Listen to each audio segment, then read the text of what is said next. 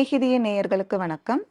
நான் டாக்டர் வித்யாலட்சுமி, மகப்பேறு மருத்துவர், senior consultant, SRM global hospital.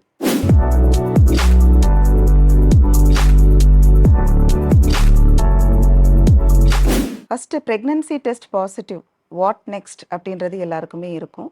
அடுத்து என்ன பண்ணணும் அப்படின்னா, ஃபஸ்ட்டு நீங்கள் ஒரு டாக்டரை கன்சல்ட் பண்ணணும். ஏன்னா இந்த காலகட்டத்திலையும் நாங்கள் பார்த்துட்ருக்குறோம்.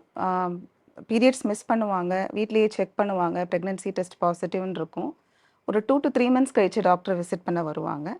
கேட்டால் பெரியவங்க சொன்னாங்க, அதனால் நாங்கள் பொறுமையாகவே வரலாம், 2 மாதம் கழிச்சு வரலாம், ஒன்றும் பிரச்சனை இல்லை அப்படின்னு சொல்லுவாங்க. பட் இம்மீடியட்டாக நீங்கள் டாக்டரை விசிட் பண்ணணும், அது ரொம்ப முக்கியம். ஏன்னா நீங்கள் டாக்டரை விசிட் பண்ணால் தான் நமக்கு உங்கள் ப்ரெக்னன்சி ஹை ரிஸ்க் கேட்டகரியா லோ ரிஸ்க் கேட்டகரியான்னு நம்ம பிரித்து பார்க்க முடியும். பிகாஸ் ஹை ரிஸ்க் கேட்டகரியோட management, number of visits, ultrasound எத்தனை பண்ணணும், என்ன மாதிரி டெஸ்ட் எல்லாம் பண்ணணும், என்ன விட்டமின்ஸ்லாம் எடுக்கணுன்றது டிஃப்ரெண்ட். ஒரு லோ ரிஸ்க் கேட்டகரியில் இருக்கிற ஒரு ஃபீமேல் என்னென்ன ஃபாலோ பண்ணணும் டூரிங் ப்ரெக்னன்சி அப்படின்றது டிஃப்ரெண்ட். ஸோ ஃபஸ்ட்டு கேட்டகரைஸ் பண்ணிவிட்டு அதுக்கேற்ற மாதிரி ட்ரீட்மெண்ட் பிளான் பண்ணணும். அதனால் இமீடியட்டாக you have to see a doctor. So once நீங்கள் டாக்டரை பார்த்தீங்கன்னா அவங்க ஃபஸ்ட்டு கன்ஃபார்ம் பண்ணிவிட்டு உங்களுக்கு ஒரு ஸ்கேன் அட்வைஸ் பண்ணுவாங்க. ஜென்ரலாக இம்மீடியட்டாக பீரியட்ஸ் மிஸ் பண்ண உடனே ஸ்கேன் அட்வைஸ் பண்ணணும் அப்படின்றது கிடையாது. ஒரு 6 to 7 வீக்ஸ் அந்த டைமில் தான் ஸ்கேன் பண்ணுறது ஜென்ரலாக எல்லா லோ ரிஸ்க் பேஷண்ட்ஸ்க்கும் பண்ணுறது. ஏன்னா அந்த டைமில் தான் பேபிக்கு ஹார்ட் பீட்டோட பேபி இருக்கிறது நமக்கு ஸ்கேனில் பார்க்க முடியும். அதுக்கு எர்லியராக பண்ணோன்னா பொதுவாக எதுவும் தெரியாது, நீங்கள் திரும்பவும் ஒரு ரிப்பீட் ஸ்கேன் பண்ணுற மாதிரி இருக்கும்.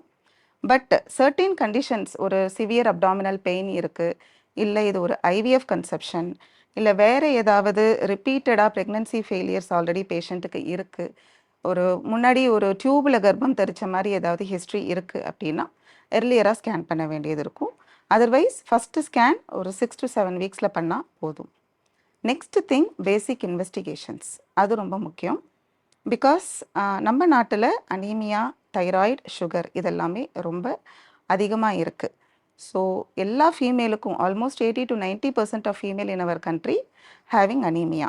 ஸோ உங்களோட baseline investigations, haemoglobin level, sugar test and thyroid test, இது ரொம்ப முக்கியம். இதையுமே ஃபஸ்ட்டு விசிட்லேயே பண்ணணும். நெக்ஸ்ட்டு திங், நீங்கள் எடுத்துக்கொள்ள வேண்டிய டேப்லெட்ஸ். ஸோ ஃபஸ்ட்டு ட்ரைமஸ்டர், அந்த ஃபஸ்ட்டு 3 மந்த்ஸ் ஆஃப் ப்ரெக்னன்சியை தான் ஃபஸ்ட் ட்ரைமஸ்டர்னு சொல்லுவோம்.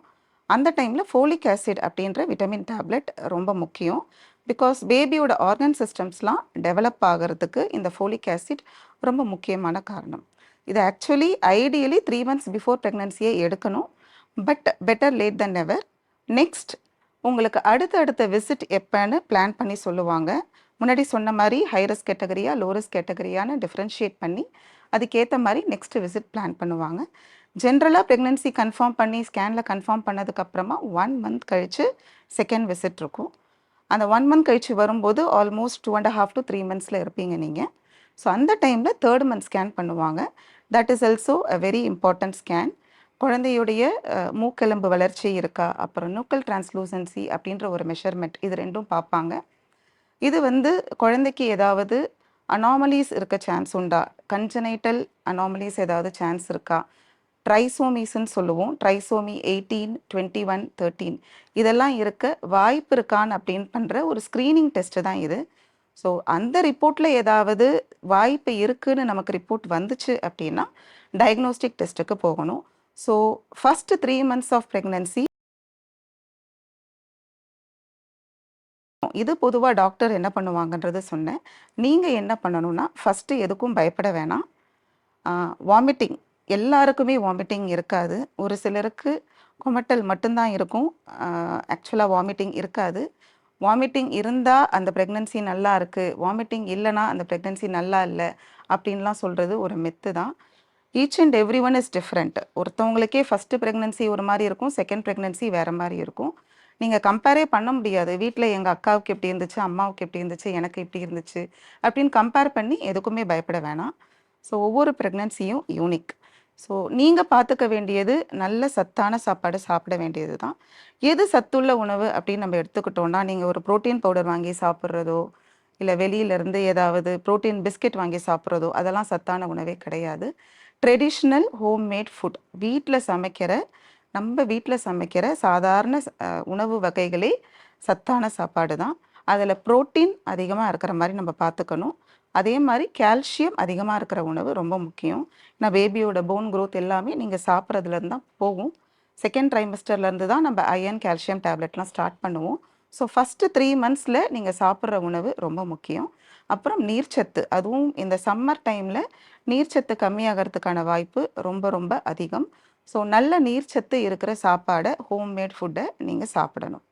நெக்ஸ்ட் மித் வந்து ஒன்ஸ் ப்ரெக்னென்சி கன்ஃபார்ம் பண்ணதுக்கப்புறம் வேலைக்கு போகக்கூடாது, கம்ப்ளீட் ரெஸ்ட்டில் இருக்கணும் அப்படின்னுவாங்க. அது தேவையே கிடையாது. So anything which is straining yourself, ரொம்ப ஸ்ட்ரெயின் பண்ணி வேலை பண்ணுற மாதிரி ஒர்க் இருந்துச்சுன்னா அதை மட்டும் பண்ணாதீங்க. But normal physical activity is very very important. அதே மாதிரி if you are going for work, to continue your work. இப்போ ரொம்ப வாமிட்டிங் அதிகமாக இருக்குது, ரெகுலர் ஆக்டிவிட்டீஸ் பண்ண முடியலன்னா that is totally different. But உங்களுக்கு அதெல்லாம் ப்ராப்ளம் இல்லை, just because you are pregnant அதனால் நான் வேலைக்கு போகல அப்படின்றது தேவையே இல்லை. ஸோ நார்மல் ஃபுட் எடுத்துக்கலாம், நார்மல் ஆக்டிவிட்டீஸ் எப்பயும் போல் பண்ணலாம். தென் வாக்கிங் போகலாமா டாக்டர், ப்ரெக்னென்ட் ஆகிட்டேன், வாக்கிங் போகலாமா, நான் எப்போ வந்து மற்ற ஃபிசிக்கல் ஆக்டிவிட்டியெல்லாம் ரெகுலராக பண்ணணும் அப்படின்னு கேட்பாங்க. ஸோ வாக்கிங் தாராளமாக பண்ணலாம். 20 minutes of walking per day ரொம்ப முக்கியம் அண்ட் அவசியம். நீங்கள் ஆனால் வேறு ஹை ரிஸ்க் கேட்டகரியில் இருக்கிறீங்க, சப்போஸ் உங்களுக்கு கர்ப்பப்பை வாய் ரொம்ப வீக்காக இருக்குது, உங்களுக்கு ஹார்ட் டிசீஸ் அந்த மாதிரி ப்ராப்ளம் ஏதாவது இருக்குது அப்படின்னா கண்டிப்பாக டாக்டர் கன்சல்டேஷன் கேட்டுட்டு தான் நீங்கள் மற்ற physical activity, even regular walking நீங்கள் ஃபாலோ பண்ணணும். So far first 3 months of pregnancy doctor என்ன பண்ணுவாங்க, நீங்கள் என்ன பண்ணணும் அப்படின்றத சொன்னோம். அடுத்தது இமோஷ்னலாக அந்த ஃபஸ்ட்டு 3 மந்த்ஸில் எமோஷ்னலாக டவுனாக இருப்பாங்க ஒரு சில பேஷண்ட்டு. எல்லாத்துக்குமே கோவப்படுவாங்க, தேவையில்லாமல் அழறது. இது எல்லாமே ப்ரெக்னன்சி ஹார்மோன்ஸால் வர சேஞ்சஸ் தான். அதை பற்றி எதுவும் பேனிக் வேணாம், பயப்பட வேணாம். அதே மாதிரி ஒரு சிலருக்கு ரொம்ப தூக்கம் வரும், ஒரு சிலருக்கு தூக்கமே வராது. ரெண்டுமே நார்மல் தான். There is no comparison with any one. So அவங்களுக்கு தூக்கமாக வருது, எனக்கு தூக்கம் வரலன்னு கம்பேர் பண்ணி நீங்கள் பேனிக் ஆக வேணாம். எல்லாமே நார்மல் தான். Every pregnancy is unique. So far வந்து ஃபஸ்ட்டு 3 மந்த்ஸ் ஆஃப் ப்ரெக்னன்சி என்னென்னன்றதை டிஸ்கஸ் பண்ணோம். இதோட next series second trimester, third ட்ரைமஸ்டரில் என்னென்ன ப்ராப்ளம்ஸ் ஃபேஸ் பண்ணுவீங்க, என்னென்ன உங்களுக்கு பண்ணுவாங்க டூரிங் ப்ரெக்னன்சின்றதை டிஸ்கஸ் பண்ணலாம். தேங்க்யூ.